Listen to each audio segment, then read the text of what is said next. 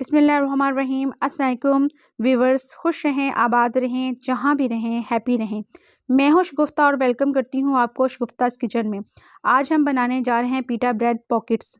पीटा bread pockets भी एक ब्रेड की तरह ही होती है। इसको हम शौरमे के तौर पे भी इस्तेमाल करते हैं और मुख्तलिफ रैप्स के भी तौर पे इस्तेमाल किया जा सकता है।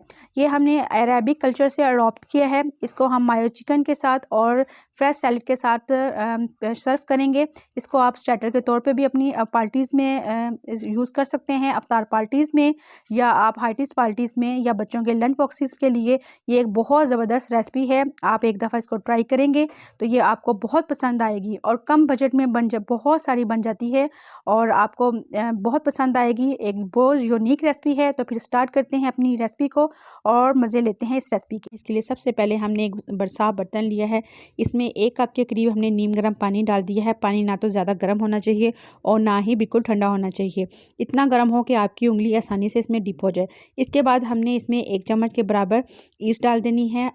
ईस्ट बहुत से लोग कहते हैं नहीं मिलती, ये आसानी से बाज़ार में इस तरह के पैकेट्स में मिल जाती है, खुली भी मिलती है और इसको ख़मीर भी बोला जाता है। इसके बाद आप 1 चम्मच शुगर ऐड कर देंगे और आधी चम्मच इसमें नमक डालने के बाद इसको सेट होने के लिए तकरीबन 10 मिनट रख देंगे। अब हमने एक बॉल ले लिया है। इसमें 500 ग्राम हमने मैदा ले लिया है।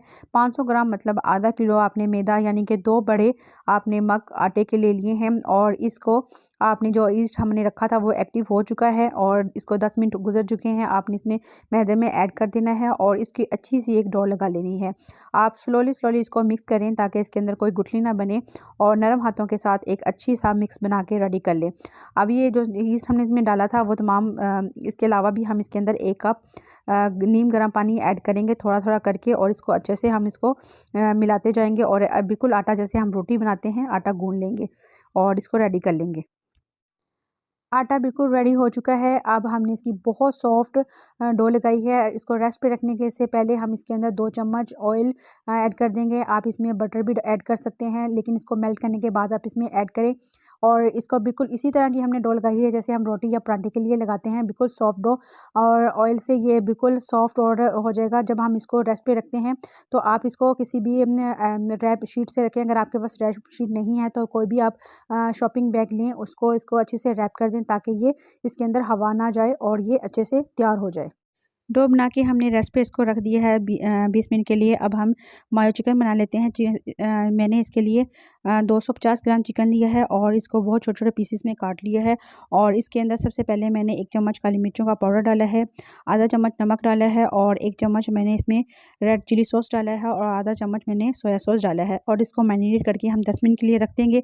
उसके बाद हम इसको फ्राई करेंगे। अब हमने एक पैन ले लिया है और इसके अंदर 2 चम्मच कुकिंग ऑयल डालेंगे। अगर आप घी यूज़ करते हैं तो वो भी आप इसमें ऐड कर सकते हैं, जो आपकी मर्ज़ी। बटर भी इसमें ले सकते हैं। हमने इसके अंदर 2 चम्मच कुकिंग ऑयल डाल दिया है। अब हम इसमें जो हमने चिकन मैरिनेट किया था वो इसके अंदर ऐड कर देंगे और हमने चिकन सिर्फ़ और सिर्फ 10 मिनट के लिए मैरिनेट किया था और अब इसके अंदर हम इसको अच्छे से फ्राई कर लेंगे। हम उस वक्त तक इसको फ्राई करेंगे जब तक ये अच्छा कुक नहीं हो जाता। अब चिकन को रखे हमने 5 मिनट हो चुके हैं। इसने अपना पानी छोड़ दिया है। हमने इसमें कोई पानी ऐड नहीं किया और ना ही कोई मसाले ऐड किए हैं। इसमें सिर्फ और सिर्फ ब्लैक पेपर और नमक है जो जिसका अपना फ्लेवर होगा। हम इसमें ज़्यादा स्पाइसेस ऐड नहीं करेंगे क्योंकि हमारे बीटा ब्रेड में जो स्टफिंग होंगी वो बहुत लो होगी। अब देखिए हमने हाई फ्लेम पे इसको अच्छे से कुक कर लिया है। इसको तकरीबन 10 मिनट में ये चिकन बन के रेडी हो जाएगा। ये पानी इसका मुकम्मल ड्राई हो चुका है और चिकन भी हमारा सॉफ्ट हो चुका है और अच्छे से गल गया है। अब हम इसकी स्टफिंग तैयार कर लेते हैं मायोनीज़ के साथ।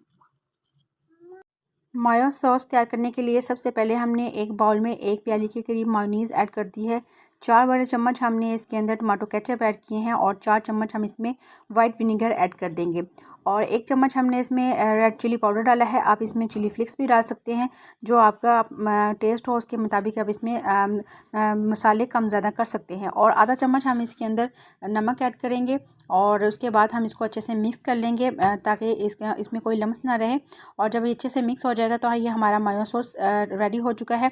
अब हम इसके अंदर चिकन ऐड कर देंगे और इस तरह ये स्टफिंग मुकम्मल हो चुकी है। सॉस हमारा रेडी है और चिकन जो हमने फ्राई की थी वो भी थोड़ी ठंडी हो गई है। आपने इसके अंदर गरम गरम चिकन ऐड नहीं करनी, जब ठंडी हो जाए थोड़ी सी तो इसके अंदर ऐड कर देना। अब स्टफ़िंग के लिए हम सैलेड तैयार कर लेते हैं। सैलेड में मैंने एक खीरा लिया है, एक अदद प्याज और एक टमाटर लिया है। आप इसमें जो आपको वेजिटेबल पसंद है, बंद गोभी, शिमला मिर्च जो आपको पसंद है वो आप इसमें ऐड कर सकते हैं।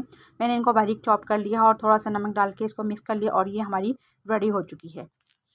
बीटा ब्रेड के लिए जो हमने डो बना के रखी थी वो देखें 20 मिनट रेस्ट के बाद ये बहुत डबल हो चुकी है और देखें कितनी ज़बरदस्त फ्लफ़ी और सॉफ्ट डो बन के रेडी हुई है। और अब हम हाथों की मदद से इसको थोड़ा प्रेस कर लेंगे और ये कितनी ऑयली और सॉफ्ट लग रही है और इससे बीटा ब्रेड बन के बहुत अच्छे से रेडी होंगे। अब काउंटर पे हम इसको डालने के बाद थोड़ा सा हाथों से इसको मसलेंगे ताकि हमारी बीटा ब्रेड बहुत सॉफ्ट बन के रेडी हों। अब इसको हम अच्छे से फैला लेंगे और इसकी छोटी छोटी पॉकेट्स बना। अब काउंटर पे थोड़ा सा ऑयल डाल के मैंने इसको हल्के हाथों से इसको प्रेस करते हुए थोड़ा सा रोटी की शेप दे ली है। अगर आपको हाथों से फैलाने में मसला है तो आप रोटी बेलने वाले बेलन से भी इसको अच्छे से बेल सकती हैं, लेकिन ये डो इतनी सॉफ्ट है कि आप इसको हाथों से ही इसको प्रेस कर लेंगे तो इतनी चपाती सी बन जाएगी। ये रोटी ना तो ज़्यादा मोटी होनी चाहिए और ना ही पतली, इसको मीडियम साइज़ का रखें। और फिर आप किसी भी कटोरी या गिलास जो भी आपके पास या शेफ कटर है तो उससे की मदद से आप इसकी छोटी छोटी सी टिक्कियाँ बना लें। और ये मैंने ग्लास की मदद से इसको कट कर रही हूँ और इसको शेप दे रही हूँ और इसके बाद हम इसको फ्राई करेंगे। 5 से 6 मिनट के लिए हमने इसको ढक्कन लगा के कुक किया था। अब ये देखिए इसकी साइड चेंज कर रहे हैं, एक साइड से बिल्कुल अच्छे से ये कुक हो चुकी है। ढक्कन लगाने से ये अंदर तक कुक हो जाती है और बहुत फूली फूली और सॉफ्ट बन के तैयार होती है। और अच्छे से ये देखें एक साइड पे अच्छा सा कलर आ चुका है और कितनी ज़बरदस्त लग रही है। इसी तरह हम 5 से 6 मिनट दूसरी साइड से इसको कुक करेंगे और फिर हम इसकी स्टफिंग करेंगे। माशाल्लाह से हमारी पीटा ब्रेड या मिनी शॉर्मा बन के रेडी हो चुका है। ये देखें कितना ज़बरदस्त लग रहा है और मैं आपको अंदर से कट करके दिखाती हूँ। ये देखें कितना ज़बरदस्त और जालीदार बना है और सॉफ्ट है बिल्कुल, और बिल्कुल भी ये अंदर अंदर तक अच्छे से कुक हो चुका है। अब हम इसकी मिनी पॉकेट्स और इसकी स्टफिंग करेंगे। सबसे पहले मैंने इसके अंदर 1 चम्मच सैलेड ऐड की है और इसके बाद हम इसके अंदर मायो चिकन जो हमने रेडी किया था वो इसके अंदर डालेंगे और फिर हम इसके अंदर सैलेड डाल देंगे। और ये देखें हमारा मिनी शॉर्मा बन के रेडी हो चुका है। अब बड़ों को, बच्चों को और सबको ये बेहद पसंद आएगा। आपकी तारीफ़ होगी अगर एक दफ़ा आप बनाए मेहमानों के लिए। आप किसी भी आर्टिस्ट पार्टी में या किसी भी स्टार्टर के तौर पर अफ्तार पार्टीज़ में या बच्चों के लंच के लिए उनकी फेवरेट्स पार्टीज़ के लिए ये बना सकते हैं। ये देखें कितना ज़बरदस्त लग रहा है और बच्चों को बहुत पसंद आएगा। एक दफ़ा आप इसको ज़रूर ट्राई कीजिएगा और मुझे बताइएगा कि आपको ये कैसा लगा है। ये देखिए हमारे मिनी शॉर्मा विद मायो स्टफिंग के साथ मुकम्मल तौर पे रेडी हो चुके हैं। पीटा ब्रेड अच्छे से बन चुकी हैं और ये देखिए कितनी ज़बरदस्त खूबसूरत माशाल्लाह लग रहे हैं। खाने में भी उतनी मज़ेदार और यूनिक सी रेसिपी है। आप इसको ज़रूर ट्राई कीजिएगा, आपको पसंद आएगी। अगर आपको मेरी रेसिपीज़ पसंद आए तो प्लीज़ मेरे चैनल को सब्सक्राइब कीजिए, लाइक कीजिएगा और मुझे ज़रूर बताइएगा कि आपको ये मेरी रेसिपी कैसी लग रही है। और बच्चों की पार्टी, ये मैंने बच्चों की सेलिब्रेशन के लिए उनका रिज़ल्ट आया है बनाए हैं। ये कुछ स्टफिंग के साथ हैं बनाए हैं और ये बगैर स्टफिंग के साथ हैं। और ये आप इसको फ्रीज़ कर सकते हैं और रमज़ान में इसको आप ट्राई कर सकते हैं। खुश रहिए, खुश रखेगा। अल्लाह हाफ़िज़।